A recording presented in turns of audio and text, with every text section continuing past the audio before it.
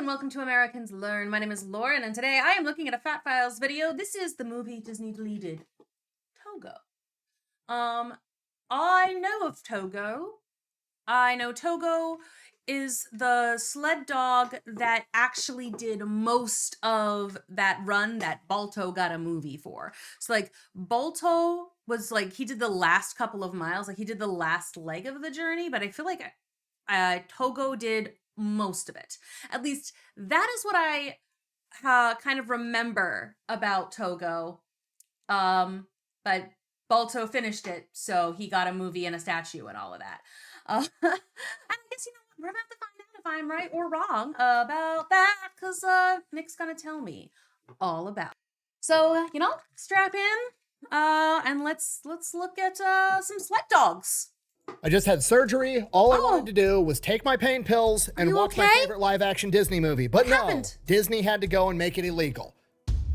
What did they do to his arm? About Togo. What is Togo? Togo was a dog back in 1925 that saved a bunch of kids' lives. Yes. And then the newspapers gave all of the credit to another dog by the name of Balto. And Balto ends up getting a statue in New York City. Doesn't really seem fair. And then in 1995, Steven Spielberg and Kevin Bacon came out with an animated movie that wasn't even slightly historically accurate, also giving Balto all of the credit. Okay, well, now you're just being a dick. But then in 2019, something incredible happened. Disney came out with a live-action movie that was actually fairly historically accurate, that corrected the record and gave Togo the credit that he deserved. And if that wasn't cool enough, it starred Willem Dafoe in a dope-ass jacket, and the dog that played Togo was actually the real Togo's great-great-great-great-great-great-great-great-great-great-great-grandson. Okay, so he's gonna tell us why we've never heard of this. It's the movie Disney deleted. I didn't realize it was a real thing.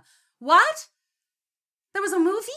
It was fantastic. It was literally one of my favorite movies ever. And then in September of 2024, Disney comes out of left field and just does the Thanos snap and just deletes it from I didn't even know it existed. It's not a thing anymore. You can't watch it. And we're going to get into all of it right after a word from our sponsor. Damn. Me. So good news. This works really well on rabbits. Yeah, it's 4570 government. Why do they? I'm imagining it means it evaporates rabbits. The government. Because nobody fucks like the government. Oh. Well, I'm going to teach these rabbits about taxes. Huh. Okay. Okay. I love that woman.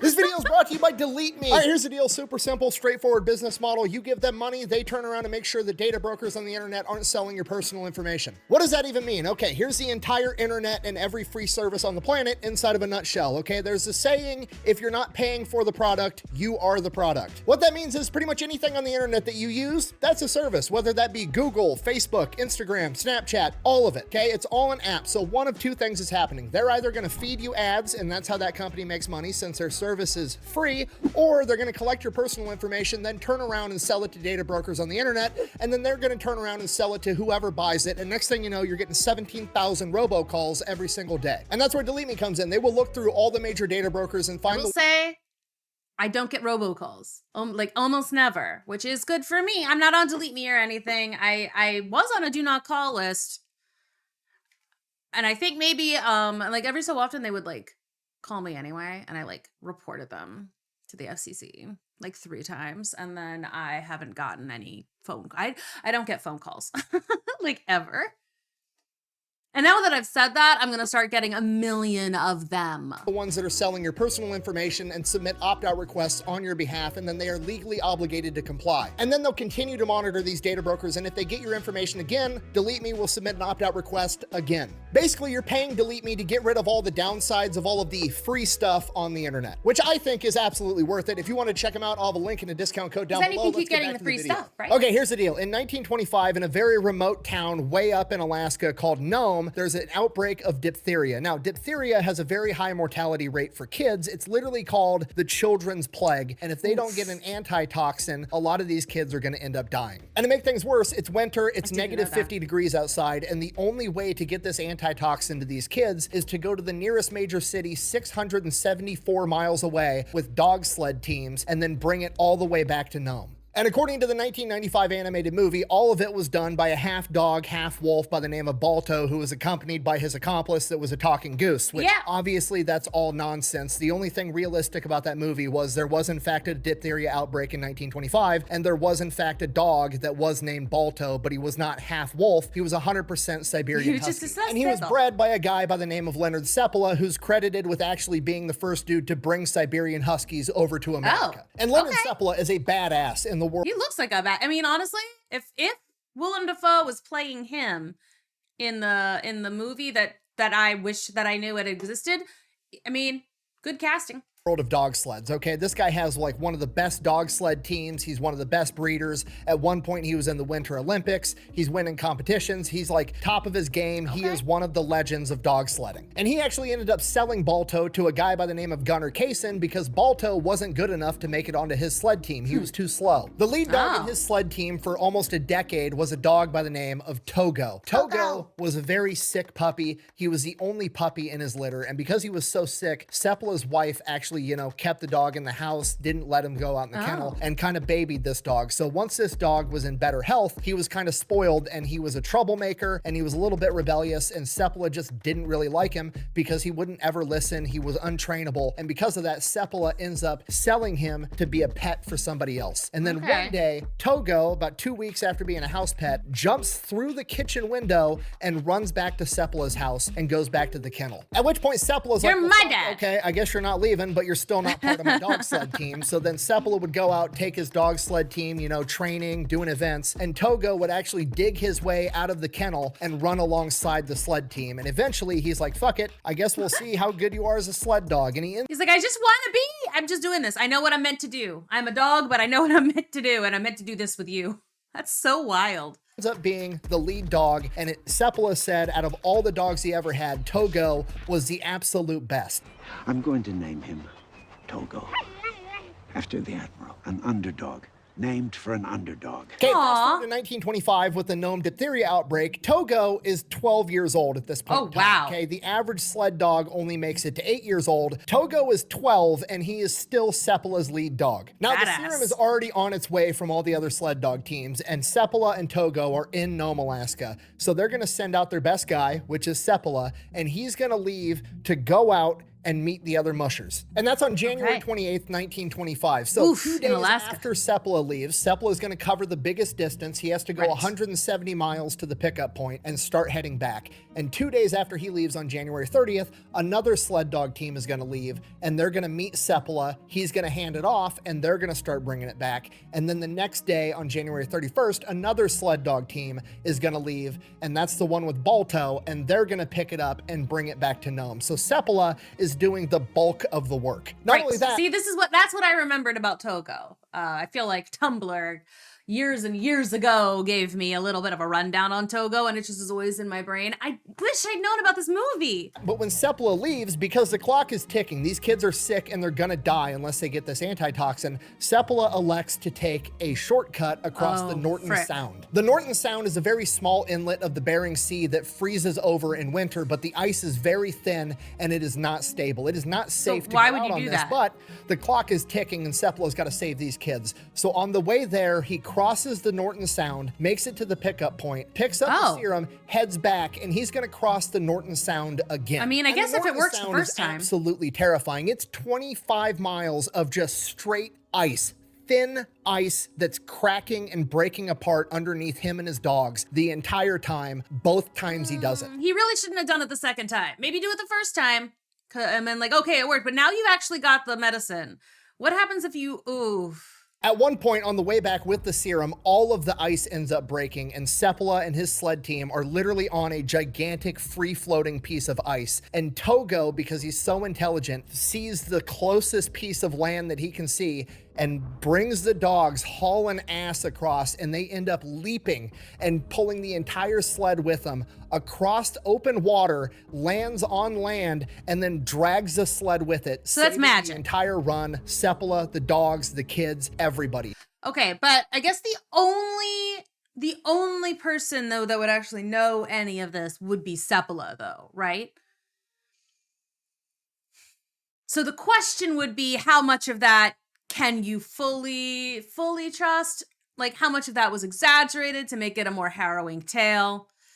Like, he was alone, right? So it's not like and the dogs can't say. All right, okay. Togo literally saves the day. So during his run, Seppala has to go 170 miles there to pick up the serum, crossing 25 miles of frozen water, comes back, crosses another 25 miles of frozen water, by far and away the most dangerous stretch of the race, and he ends up hitting 90 miles back towards Nome before the next sled team ends up meeting him. That guy starts heading back towards Nome. He rides for about a day, and then Gunnar and Balto meet him, and Gunnar and Balto finish the last 50 miles back into Nome. Okay, just so we're on the same page, Togo and Seppala went 260 miles, Balto and Gunnar went 50, but because Gunnar was the last guy to ride into Nome, he got all of the credit along with Balto, and that's all the newspapers cared about. They gave all of the credit to those two. Okay, and look, and what I was not trying to say either that Togo and Seppala shouldn't get a significant amount of more credit than they do. I only meant that there are certain events described that could only have been described purely by Seppala that might be exaggerated. Not saying that Togo didn't manage to didn't save the sled, didn't save Seppala's ass if Seppala made a bad choice. I'm not saying that Togo didn't do something cool. Not sure exactly how that sled, like that leaping across the water and then the sled, I don't know how close we were to land. Anyway, I'm just saying some parts of that strike me as a little unlikely. I think maybe what happened was it was fine. And maybe like as they were leaving the sound, the ice fell away, Like something that was terrifying and a really close call, but maybe not quite as extreme. But again, like I said, I haven't read the book Seppala wrote or whatever. Whatever it was he said, I haven't seen any of that. Haven't seen the movie. Only know what Nick is saying right now. So my point being, Togo is still the hero. He should also have a statue. We don't know everything that happened on that trail, even though it's, again, really awesome dog to go that far. Okay, do you understand? Do you see why I like this movie now? It's literally a fat electrician video, but it's about a dog, and it was a movie made by Disney, okay? This is my entire MO. That's the only reason I'm popular on the internet. I find an obscure historical figure that contributed greatly and did incredible things and got shafted in the annals of history, and nobody talks about him, and they give all the credit to somebody else that did less. And not only that, it even had Togo had a troubled youth where he would get in trouble, ends up being a terrific leader, and then the icing on the cake, it's his last hoorah. He's 12 years old. He's too old to be doing this, and he gets his, old age and treachery moment. The only thing that could make this movie more of a fat electrician video is if Togo had bad eyesight and had to lie on his eye exam to be the lead dog, and he... Oh, yes. Oh, that's so good. I love the reference. The callbacks. And again, I'm going to go back to this thing with the Seppala again, because he did... Like, the only reason that I'd be inclined to be like, something of that nature did in fact happen is because it makes him look like an idiot. And it puts all of the credit on the dog. Like, he does make the dog seem way cool, Which is fine. I'm fine with him exaggerating the dog's, prowess and what it did. And even if he didn't exaggerate, maybe that's exactly what happened, which is also awesome.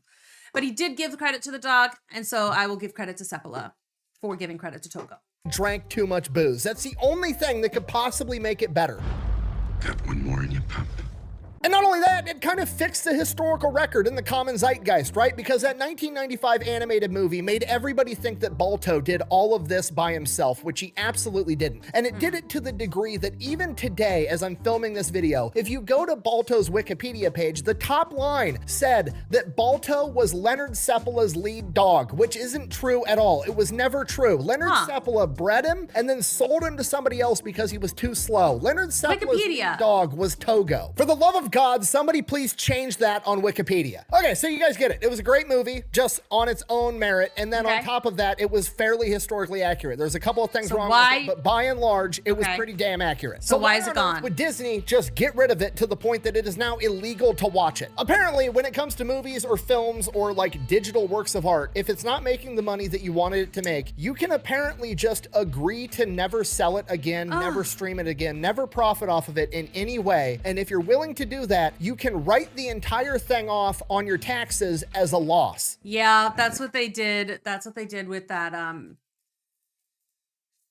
with like the Acme meets Coyote movie or whatever, the Looney Tunes one. Like they've done, like Warner Brothers got into some like, not heat because they didn't actually learn anything from it. They didn't get in trouble, but people were pissed about several of the movies they did that to. It just sucks. It just sucks. It's some neat trick. And that's exactly what Disney did in September of 2024 with like 25 to 30 movies, getting them a $1.5 billion tax break. Okay, do you understand how absolutely insane it is for them to be allowed to take a perfectly good asset and intentionally destroy it just so they get a tax write-off? It shouldn't even be legal. This literally undermines the entire concept of capitalism, okay? And I'm not bashing on capitalism. I'm the most hardcore capitalist you'll find in your entire life. But logically speaking, the entire proposition of capitalism is like, okay, you're an entrepreneur. You're going to take your own money, your own time. You're going to pour your blood, sweat, and tears into this project, your vision, and you're going to create this product, and then you're going to take it to market. And if it goes well, you deserve to make a ton of money because you're the one that footed all of the risk. And that's why we can justify millionaires and billionaires inside of society. That's the logic, whether you agree with it or not. Okay, but the flip side of that is if you take the risk and pour your blood, sweat, and tears into a project and it doesn't go that great, guess what? Get fucked. You lose money. That's how it's supposed to go. Also, Disney has enough money already that you'd think that they can afford to have a couple of properties that don't do quite as well but are still beloved. You know, they can freaking afford it. They don't need that. That's where the greed and the corporate greed really pisses me off, is because it's like they can afford it. They don't need the tax break for $1 billion. Are you kidding me? They don't need it. Disney already owns like everything Amazon doesn't. Just eat the 30 cents that like you're not making. Oh my God. Anyway. You don't get to destroy the asset and then write the entire thing off. That's complete and utter bullshit. Yeah. Write-off. That's a write-off? Yeah. Do you even know what a write-off is? Do you understand how fucked up something has to be for Disney to psyop me into kind of low-key advocating for taxes? It's insane. Hey, where's the line? Where does this end? I mean, imagine if Sig Sauer, that company that invented the P320, that pistol that allegedly when you drop it, it just fires itself. What if they came out and they were like, hey, we invested millions and millions and millions of dollars in R&D and development of this gun, and we've decided it's not working out that great, so we're just gonna go ahead and never sell it again and write the entire project off.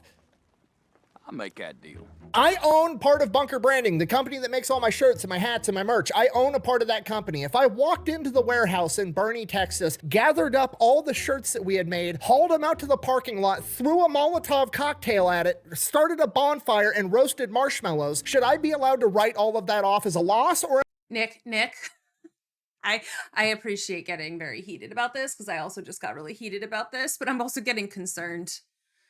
A little concerned. You're good? You good, boy? started a bonfire and roasted marshmallows, should I be allowed to write all of that off as a loss, or am I just an asshole and an idiot? I'm gonna go with the second one. Okay, that's the gig. That's capitalism. When you win big, and when you lose, guess what? Tough shit, you fucking lost. The end. You don't get to hit backspace and delete history. Actually, you know, if you would read the entire article, Disney cites that it costs a lot of money to house and curate a large catalog of videos. Okay, look at me. It's That is a Disney. bullshit excuse, okay? How on earth would some electrician from Iowa know that? Because me and my friends got together and started our own streaming platform, pepperbox.tv, and it's got like 73,000 subscribers, and we've got a ton of videos up on there. Guess what? It does not cost that much money to have an extra video sitting on the servers. And it's Disney. It's I'm sorry, whenever a company like Disney or Amazon or whatever is like, but it just costs so much. It's like, okay, not for you it doesn't though. Look, and also half these companies don't pay their workers well, and they treat their employees terribly, and it's like, you know what you can do to save some money? The CEO can make maybe a couple of $1 million less, and their quality of life won't change. Everyone else's gets better. Oh no, we can't have that. Anyway, that's my soapbox. Nick got to be on his soapbox, so I'll get to be on mine. And we also make exclusive content just for that platform, just like Disney Plus does. I would never even remotely fathom coming up with an exclusive piece of content, paying to have it made, putting it on my platform, and then it didn't get enough views on my platform, so I then delete it and have it as a tax write-off. It just especially if they don't promote it. it. If you still don't believe me, look at the platform we're probably on right now, YouTube. Any person on the planet can get on Google, start a YouTube account, upload hundreds of gigabytes worth of video, not get any views, not have their channel monetized, taking up space on Google's servers, and guess what? YouTube's still making a metric fuck ton of money. But on top of that, it gets worse. It gets even more unethical because a significant portion of actors and actresses, when they are agreeing on how they're going to get paid to work, to be an actor and actress in a film, they agree that they're going to get paid part of their salary in royalties. That means every time that video gets a view, they get a little bit of money, and that's how they make their living. But when Disney comes out and just nukes the movie from existence so nobody can stream it, nobody can buy DVDs, nobody can watch it whatsoever, guess how much money they end up getting paid? Absolutely fucking nothing, even though they put all of the work into it. But you can't do this to me. You know how much I sacrificed? Going back to my bunker branding example, if I go into my t-shirt warehouse, haul all my t-shirts outside, have a bonfire, roast marshmallows over the top of it like an asshole, I don't get to turn around to my employees and be like, sorry guys, I didn't sell any t-shirts. Go fuck yourselves, you're not getting paid. No, it's not how that shit works. Okay, the entrepreneur, the person that's assuming all the risk, has the obligation, morally and ethically, to make sure the employees that work on a project get paid the amount of money that was agreed upon for that work. Okay, that's how capitalism works, and Disney is messing up the entire system. I can't believe how mad I am about this dog movie, okay? And the thing that makes it worse— I can't either, but you know what? I've come back around to getting even angry also. It's like I was mad, and then I was concerned, and then I was mad again, and now I'm like, he's right, and he should say it. Is even if this video goes like super viral and Disney like wants to remake the movie because they realize they fucked up, they're gonna ruin the movie, okay? Because they're gonna go into some Disney board meeting and they're gonna be like, wow, that is an incredible story. Why on earth would we get rid of that movie? We should remake the entire thing. You know what?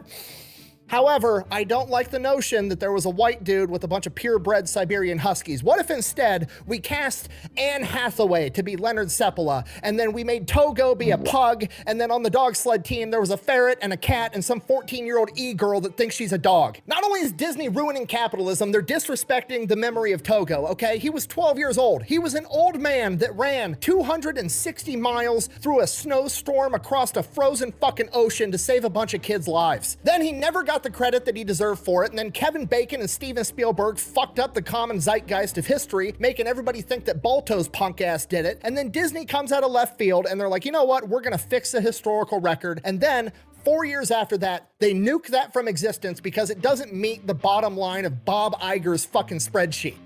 And they didn't tell anybody this movie existed. Ugh.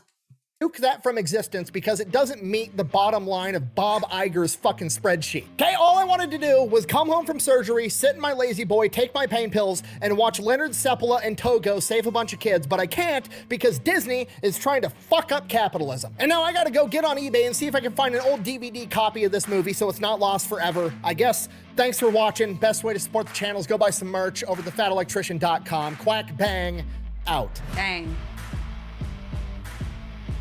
Ooh, 1866, add to cart. That was a weird video. It was like a Fat Electrician video inside of a Fat Files video. It was like Fatception. All right, it looks like he found it though. Looks like maybe he found it. So that's good. He found the video. Dang, okay. I went through a bunch of emotions in that one, most of them unpleasant. I didn't realize. God, that sucks. Because that dog definitely deserves better treatment than he got. And again, I don't know where the information about Sepala, like about that trek came from. It must have come from Sepala. I mean, like, because, and even, again, like I said earlier, even if some parts of that story were exaggerated, that doesn't take away from how amazing that journey was. Like, it really doesn't. And, oh, God. No, I don't like big corporations in general. And I don't like how they just snap their fingers and suddenly everyone else gets boned. I really hate that, especially because, it's like I said, Bob Iger and Jeff Bezos and these they're so rich, and they so don't care about anything except for their bottom line.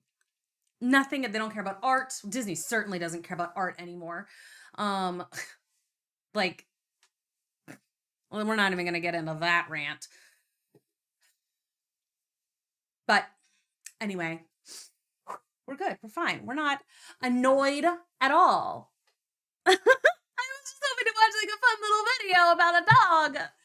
Oh man, I wanted to watch a Togo video. I didn't realize it was going to make me angry at Disney. I mean, there's a low level resentment that's just kind of always sort of bubbling, but like, damn it. Anyway, thank you for watching. I hope you enjoyed it. I hope you enjoyed seeing me get a little heated. I did tone it down a bit. I could have gotten more heated. I've got more stuff to say. But anyway, thank you for watching. Let me know what I should look at next. And I'll be posting a poll soon, just because right now things are a little bit tenuous. So right now, because like Kid had to take a step back. So if I'm the only one doing reactions, I'm doing reactions for this channel, I'm doing it for Chicago Reacts, and I'm doing it for the anime channel as well. And that is a if I'm going to release the same amount of content as we always have, that is minimum. That's 15 videos a week, not including watching the animes itself. So that's a lot. And if people want me, it's like the two choices really are still releasing a video a day on every channel. They will be shorter videos, or I will take a video like a couple of days, like 2 days a week, where I'm maybe not posting anything, but that way I can post longer form videos. So I can post a 47-minute Fat Electrician video, or on the Chicago React channel, I can start posting like half an hour, 45-minute content, like Cold Ones videos, things like that, things that I'll be filming for 40 minutes to an hour. So I will be posting a poll about that soon. Y'all can let me know also in the comments here what you kind of like, what you would like to see. So that's a lot. And that is all from me today. Enjoy your day. See if you can't find a place where Togo still is. Grab that shit. Watch it. Now I'm going to try and find it.